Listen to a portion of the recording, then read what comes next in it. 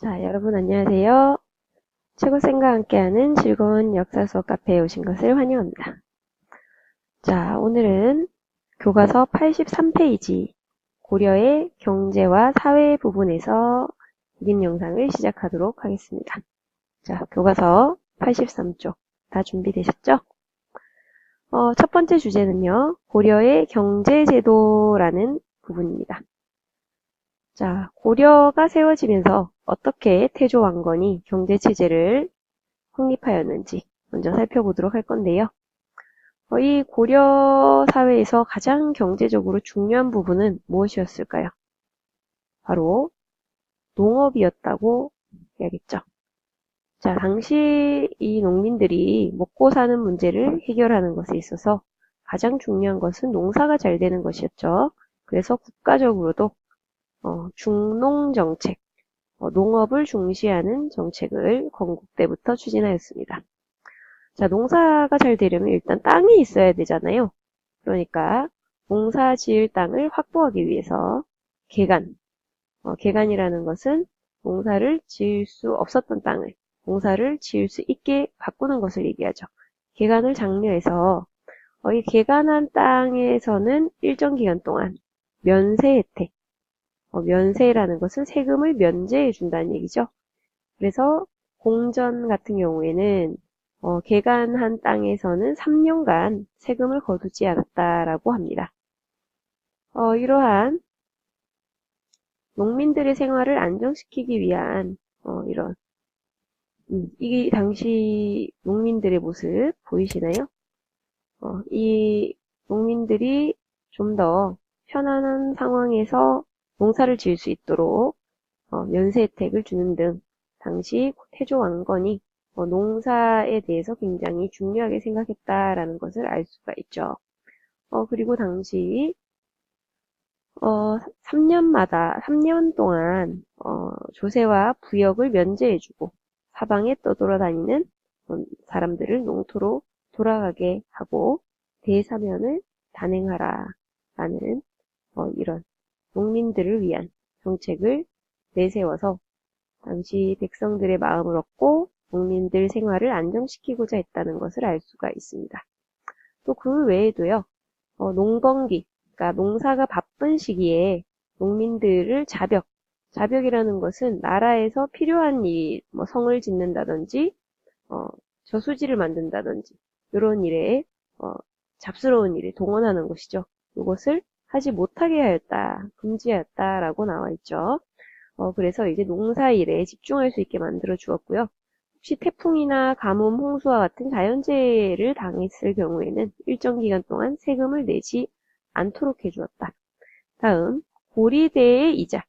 먹을 것이 없어서 이제 이자를 내면서 쌀이나 돈을 빌리는 경우가 있습니다. 이럴 때는 원금을 넘지 않도록 하였다. 이것이 이제 태조 왕건의 농민 안정 정책이라고 보시면 되겠어요. 그리고 이제 성종대에 이르면요. 의창제라는 것을 시행합니다. 의창제가 무엇이냐? 당시 농민들이 먹을 게 없을 때 가장 힘든 시기가 언제냐라고 묻는다면 가을에 거두었던 쌀이 다 떨어지고 아직 키우고 있는 곡식들이 다 자라지 않은 봄이 되겠죠. 보릿고개라고 이야기하는 그 시기가 바로 봄입니다. 이렇게 어려울 때 봄에 곡식을 나라에서 빌려주었다가 가을에 추수를 하고 나면 빌려준 것을 약간의 이자를 받고 돌려받는 제도. 요것이 의창제가 되겠고요. 다음으로는 곡식이 부족하면 물가가 엄청 올라가겠죠. 그럴 때 나라에서 싼값에 쌀을 풉니다. 그러면 이제 물가가 떨어지고요. 너무 또 물가가 낮을 때는 물가를 조절하는 이런 기능을 했던 것이 상평창이라는 기구입니다. 자, 그래서 성종 때 의창제와 상평창이 있었다라는 거 기억하시면 되겠어요. 자, 다음으로는 고려시대의 토지를 어떻게 나누느냐 한번 보도록 할 텐데요. 오른쪽에 있는 이 표가 잘 설명이 되어 있습니다. 일단 토지를 누가 가지고 있느냐에 따라서 두 가지로 나뉘는데요. 국공유지, 그러니까 이것은 왕실이나 관청이 소유한 땅이 되겠죠. 이것이 아니고 개인이 소유한 땅, 그러니까 사유지, 개인이 소유한 땅은 민전이라고 했습니다. 이 민전은 개인 사유지이기 때문에 매매, 상속, 임대, 기증 다 가능했다는 것이죠. 즉 이제 사고 팔 수도 있고요. 그 다음 물려줄 수도 있고요. 자식에게 민전은 또 다른 사람에게 그냥 줄 수도 있습니다. 나 너한테 이 땅 줄게. 그러면 줄 수도 있겠죠. 주인이 노비에게 땅을 준다든지 이런 것도 가능하고 임대, 빌려주는 것도 가능합니다. 그리고 민전을 가진 사람들은 세금을 내야 하고 소유권은 보장되었죠. 그래서 대부분 고려의 경작지는 개인 소유지였던 민전이었다라고 해요. 자, 그래서 국공유지와 다른 민전, 개인의 사유지라는 거 기억하시고요. 또 이제 수조권이라고 하죠. 그러니까 수조권이라는 것은 조세를 걷는 권리를 얘기하는데요. 관리가 백성들에게 조세를 걷는 권리를 가지게 되죠. 자, 이 수조권이 누구에게 있느냐에 따라서 또 토지가 분류가 됩니다. 당연히 이제 국가가 직접 조세를 거두는 토지가 있을 거고요. 이것은 이제 공전이라고 얘기를 합니다. 국가에 세금을 낼 때 공전이 되겠죠. 그런데 이런 경우도 있어요. 귀족이나 관리들이 나라로부터 받았던 땅, 이런 땅에서 조세를 거두게 되면 사전이 됩니다. 사전. 그래서 토지를 나누는 방식이 수조권으로 구분할 수도 있고 또 소유권으로 구분할 수도 있다는 것이죠. 자, 그래서 이 고려시대에 땅을 가진 사람들은 사실상 어떤 사람들이었겠습니까? 대부분 귀족이나 관리가 되겠죠. 많은 백성들은 땅이 없는 경우에 이렇게 땅을 빌려서 귀족들이나 관리들이 가진 땅을 빌려서 소장농이 되어야 하는 경우도 많이 있었다라고 볼 수가 있습니다. 자, 84페이지로 넘어가겠습니다. 다음 페이지. 이 고려에 굉장히 중요한 토지 제도가 하나 나오는데요. 이름이 바로 전식과 제도입니다.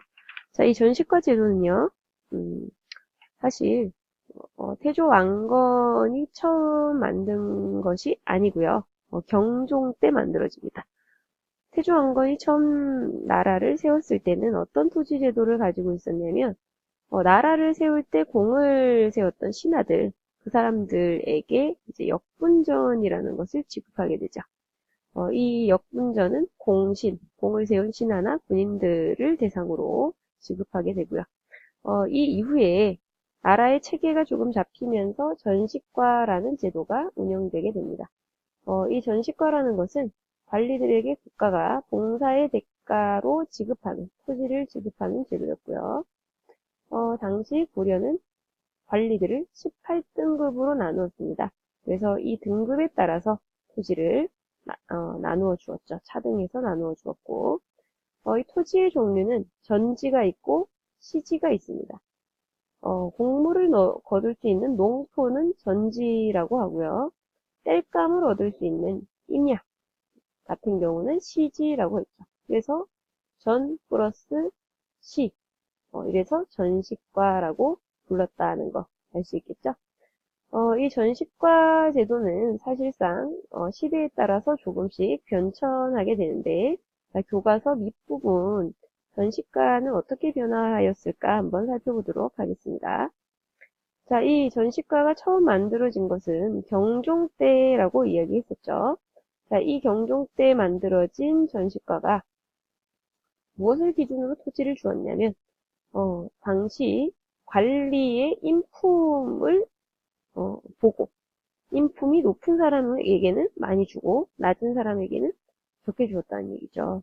근데 사실 이 인품이라는 것은 객관적으로 평가하기가 굉장히 힘든 것이기 때문에 목종 때에 이르면 관리의 등급에 따라서만 주도록 바뀌게 됩니다. 그런데 문제는 이렇게 관리들에게 계속 땅을 나누어 주다 보니까 점점 나눠줄 토지가 부족해져요. 그래서 이제 문종 때에 이르면 전직 관리는 제외하고 즉 관직을 그만둔 사람의 사람에게는 땅을 주지 않고 현직 관리에게만 땅을 주는 것으로 제한하게 됩니다.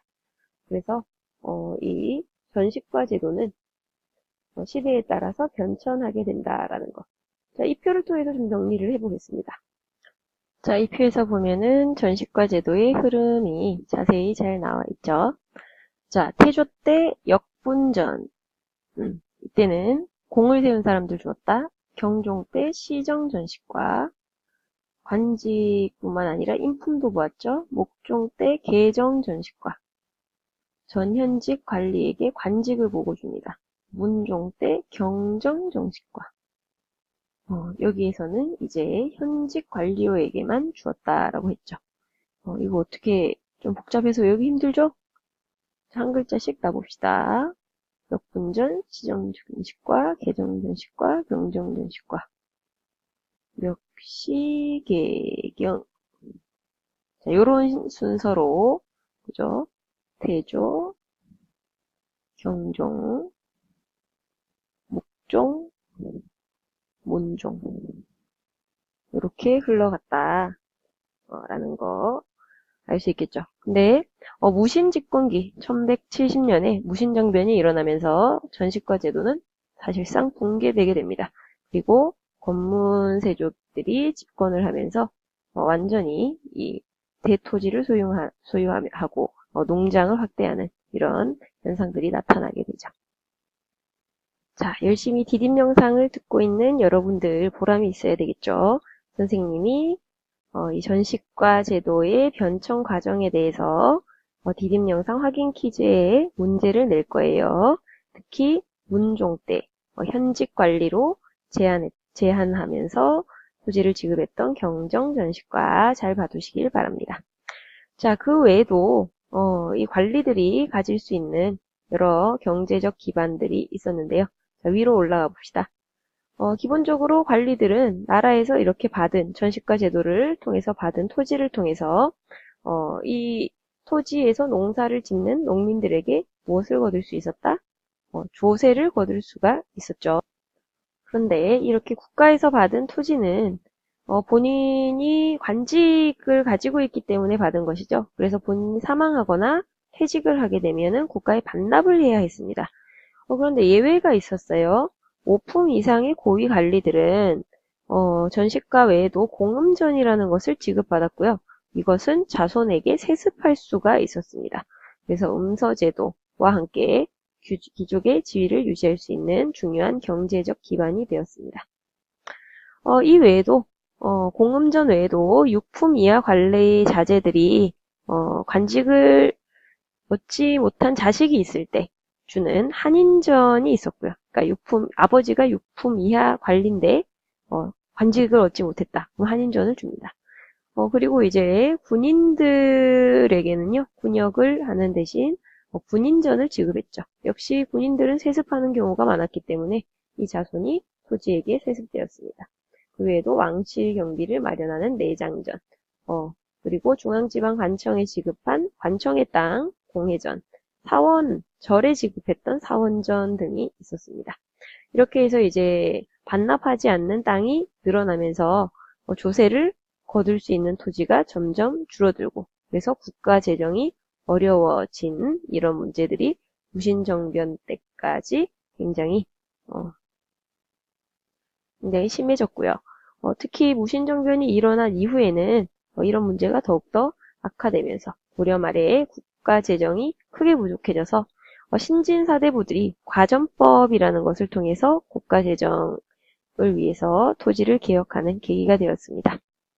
마지막으로 수치제도와 재정에 대해서 살펴보도록 하겠습니다. 이 수치제도라는 것이 무엇일까요? 수치제도라는 것은 세금을 걷는 제도. 이 당시 백성들로부터 국가가 거두는 것을 이야기하는데, 자, 일단 땅에서 나오는 세금, 그러니까 농작물을 세금으로 거두기 때문에 그 땅을 얼마나 가지고 있고 백성들이 또 인구가 얼마나 되는지 정확하게 파악을 해야 했습니다.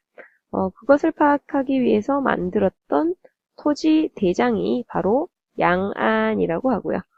그리고 어느 집에 몇 명이 산다. 이것을 정확하게 기재해 놓은 문서가 바로 호적이 되겠습니다. 여기에 관해서는 제일 밑에 부분 활동하기에 잘 나와 있는데요. 자, 활동하기에 보면은 고려 말에 호적이 보이시죠? 그래서 이제 토지대장과 호적을 통해서 이것을 근거로 조세, 공물, 군역, 요역 등을 부과했다라는 것을 알 수가 있습니다. 그런데 이런 것들이 제대로 지켜지지 않는 문제들이 발생하게 됩니다. 지금으로 치면은 현대판 병역 기피랄까요? 이 당시에 돈 있는 집 귀족 자제들은 요역이라는 것을 피하기 위해서 요역이라는 것은 나라에서 일을 시키는 거죠. 성을 쌓는 이런 공사라든지 국가 공사에 동원되는 것인데 이런 것을 피하기 위해서 지방에 있는 호적의 이름을 올려서 회피하려고 하였다. 요즘도 이제 병역 기피 이런 문제들이 간혹 터지는데 그게 다르지 않았네요. 그래서 이제 요역을 많이 빠져나가게 되면서 특히 힘든 일을 해야 되는 것이 너무 괴로웠던 백성들까지 당시 권문세족의 농장에 들어가서 노비가 되거나 도망을 치거나 이런 방법으로 요역에 회피했다라는 기록이 나옵니다. 자, 1번 문제 한번 볼까요? 선생님이 디딤 영상 확인 퀴즈에서 문제 낼 거니까 잘 보도록 합니다. 개경에 거주하는 사람들이 요역을 회피하기 위해서 쓴 방법. 자료 1에서 어떤 방법을 썼죠? 바로 호적을 누락시키거나 지방에 있는 친척 이름에 이름을 올리는 방법으로 요역을 회피하였다라고 했습니다. 자, 두 번째 문제 볼까요? 자료 2에서 정인이라는 것은 16세부터 59세까지의 남성들을 얘기하는데요. 이런 사람들이 이제 요역을 해야 되는데 이걸 할 사람이 없어서 관리들이 대신했다. 그 이유가 무엇이었는가?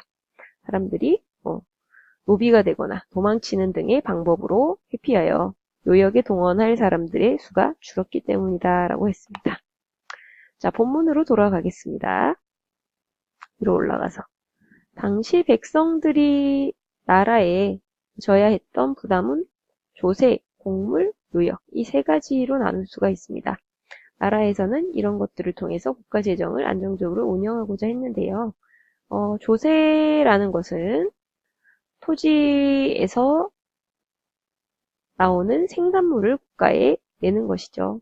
비옥도에 따라서 3등급으로 나누어서 거두었는데 태조 왕건 때부터 생산량의 10분의 1이 수치 기준이 됩니다. 오른쪽에 보면은 조세의 기준에 관한 태조 왕건의 명이 나오게 되죠. 백성들의 수탈이 가혹하니 지금부터 마땅히 10분의 1세로 하라 라고 농민들의 생활 안정을 위해서 이러한 정책을 썼습니다. 자, 그리고 또 하나 이렇게 그러면은 각 지역에서 거두었던 조세는 어떻게 계경으로 왕이나 관리에게 운반이 되었을까요?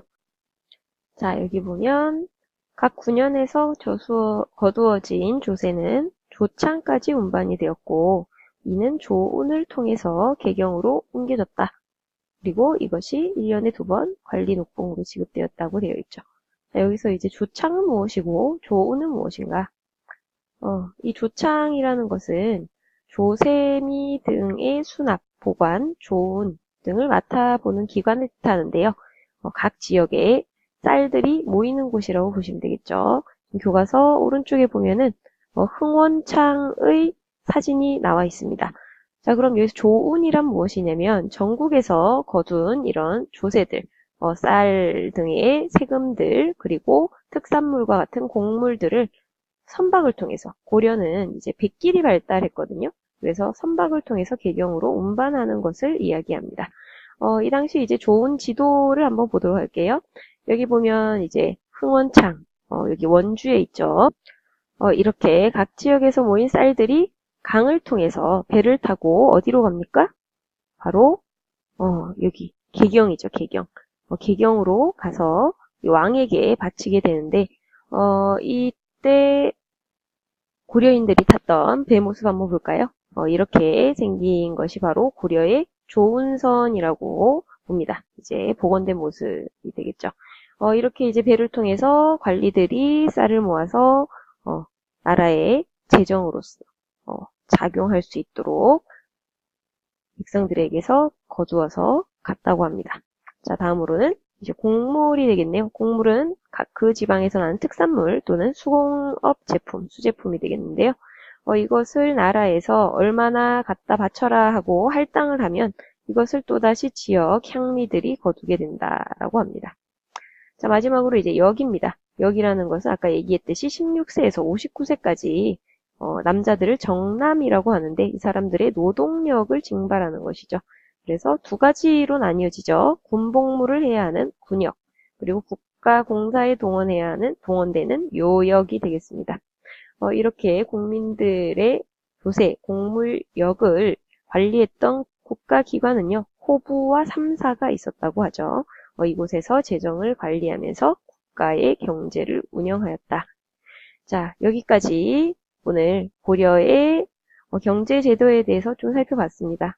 당시 농민들의 삶이 어땠을까요? 굉장히 많은 것을 국가에 바쳐야 하고 고된 삶을 살았을 것 같죠.